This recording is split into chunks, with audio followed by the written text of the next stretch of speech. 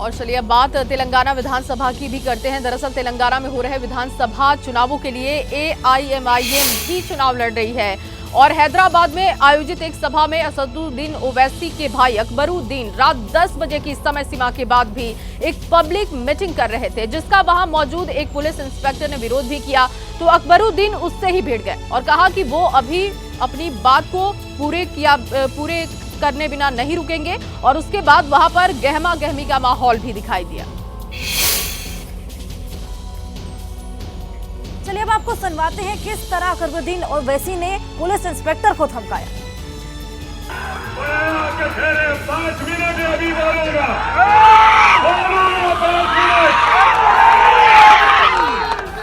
कोई मार का लाल पैदा नहीं हुआ।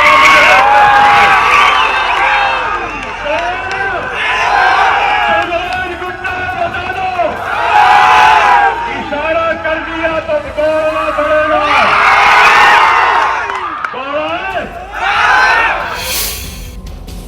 और चलिए देखते हैं कि इस बारे में आखिरकार चुनाव आयोग के नियम क्या हैं और अगर कोई नियम तोड़ता है तो उस पर क्या कार्रवाई इस पूरे मामले में हो सकती है। देखिए सुबह 6 बजे से रात 10 बजे तक चुनाव प्रचार की इजाजत दी जाती है। अगर नियम टूटता है, नियम तोड़ने पर आयोग प्रत्याशी और प्रचारक से जवाब भी मांग सकता है।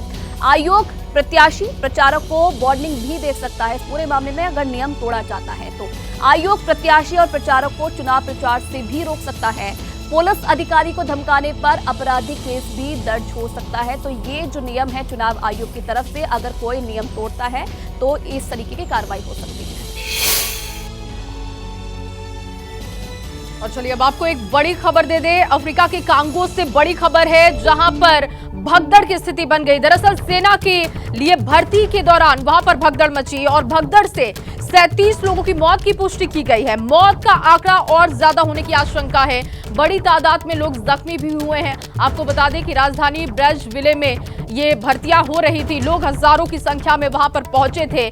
जो हजारों युवा हैं वो भर्ती के लिए वहां पर पहुंचे थे। और देखिए मौत का जो ये आंकड़ा है ये बढ़ सकता है। अभी जो मौत का आंकड़ा है वो 37 है, लेकिन जब भारी संख्या में लोग वहां पर पहुंचे थे, युवा पहुंचे थे, बताया जा रहा है कि वहां उस वक्त भर्ती के दौरान भगदड़ मची और इसमें 37 लोगों की अब तक जान चली गई है। कई लोग जख्मी हैं जिन्हें हॉस्पिटलाइज किया जा चुका है, लेकिन ये आंकड़ा जो मौत का है वो बढ़ सकता है। वहां पर जांच भी जारी हो चुकी है और शुरू की गई है जांच की आखिर वहां पर एग्जैक्टली हुआ क्या था, सिचुएशन क्या बनी थी जिसके बाद ये भगदड़ हुई।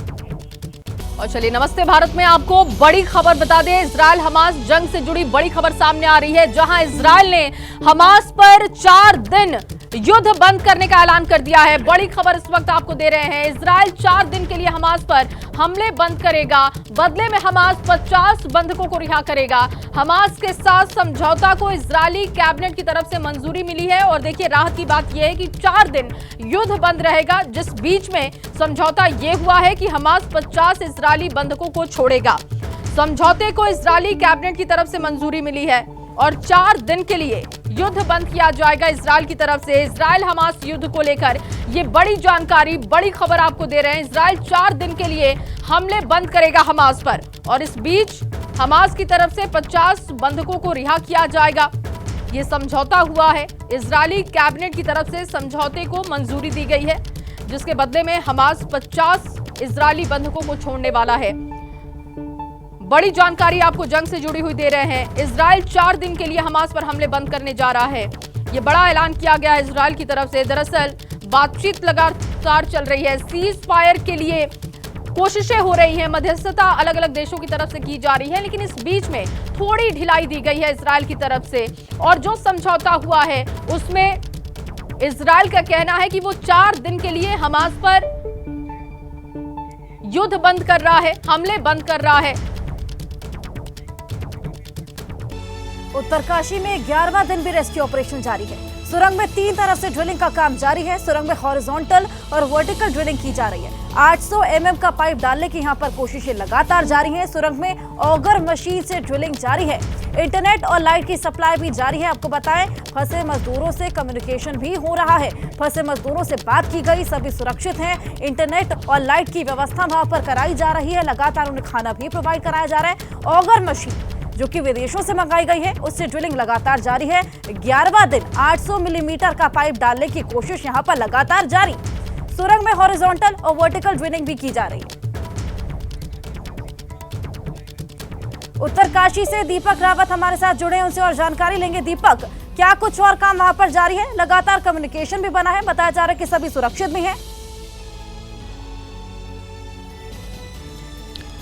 सबसे बड़ी बात तो यही है कि जो 6 इंच चौड़ा पाइप जो अंदर डाला गया है टनल के अंदर, उन मजदूरों तक जो वहाँ पिछले 10 दिन से फंसे हुए हैं, आज 11वां दिन है, उसके ज़रिए कल भी उनके पास रोटी सब्जी दाल पहुँचाई गई, क्योंकि अब बहुत चौड़ा पाइप है तो अब वहाँ ये सब चीज़ें आसानी से जा पा रही हैं। केले फ्रूट्स में आप देखें तो संतरे भेजे गए हैं, सेब भेजे गए हैं, तो ये तमाम बड़ी चीज़ें भी अब उन तक पहुँच पा रही हैं, वो सबसे अच्छी कामयाबी है। दूसरी बड़ी कामयाबी, जिस तरह से आपने बताया कि वो उनकी जो पिक्चर्स सामने आ रही हैं, उनके वीडियो सामने आ रहे हैं, उनके तक वॉकी टॉकी भेज दिया गया है, तो उस वॉकी टॉकी के जरिए उनके जितने भी परिजन हैं उनसे बातचीत कराई जा रही है। वो अब पहले वो टनल के अंदर जो ये पाइप था उसके जरिए कान लगाकर बात करते थे, आवाज़ साफ नहीं आती थी, लेकिन अब जब वॉकी टॉकी दे दिया है तो बहुत क्लियर आवाज़ आती है, अच्छे से बातचीत हो जाती है।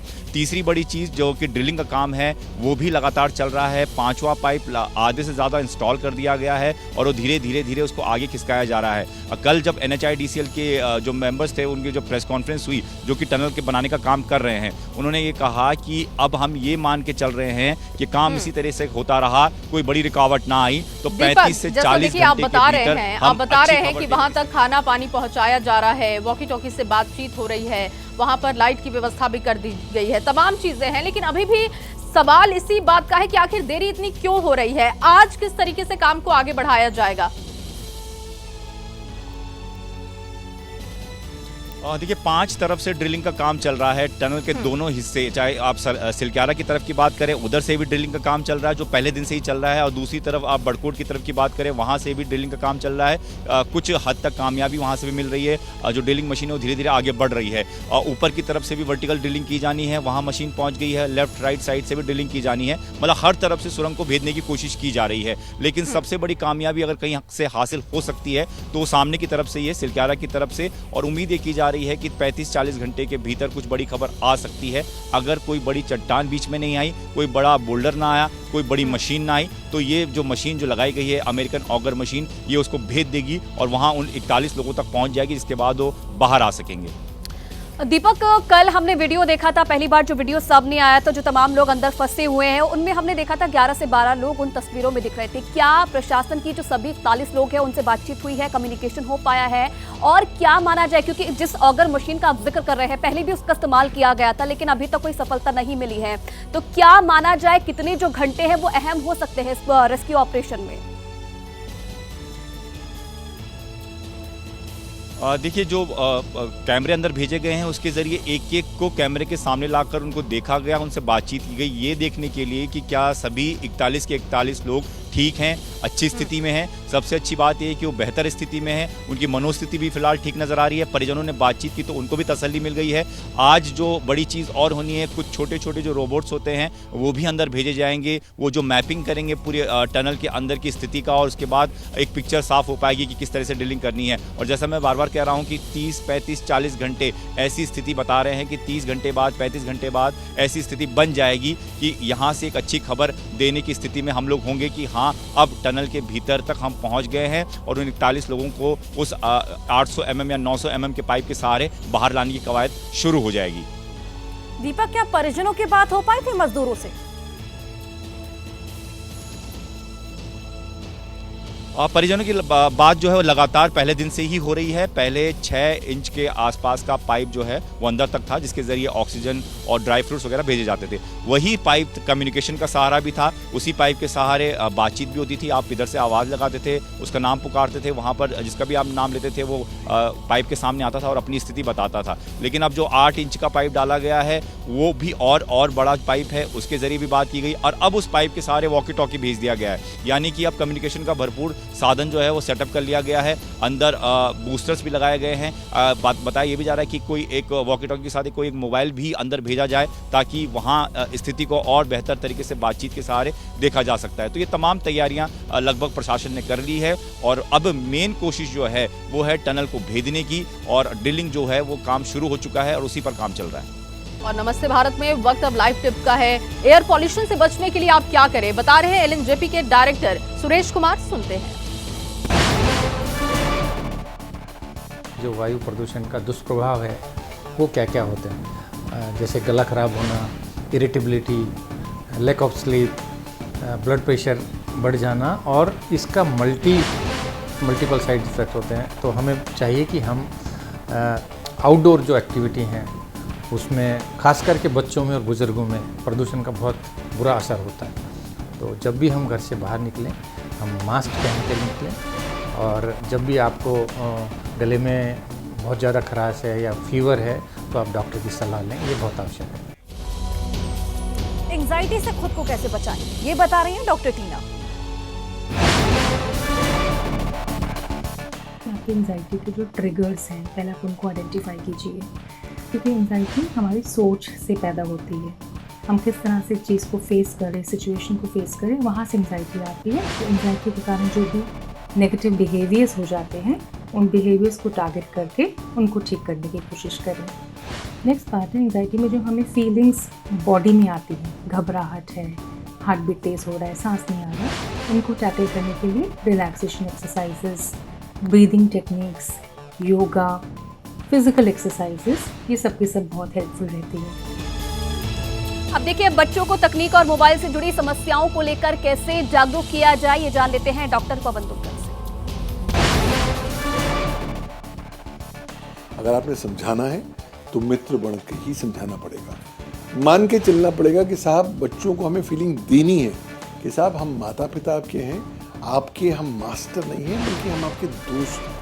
आपकी जो भी प्रॉब्लम्स हैं उनको दोस्त के तौर पर समझ रहे हैं। अगर हम उनके साथ दोस्ती का हाथ बढ़ाएंगे तब तो बच्चे अमूमन तौर पर आपकी बात सुनेंगे। उनके साथ बैठें, बातें करें और कहें कि साहब ये नई स्टोरी आई है या नया न्यूज़ आया है अखबार में या टीवी पे, आपको क्या लगता है। उन्हें कॉन्वर्सेशन में एंगेज करिए, धीरे धीरे दोस्ती से, प्रेम से, मोहब्बत से आप उनकी मानसिकता को, उनकी सोच को बदल सकते हैं।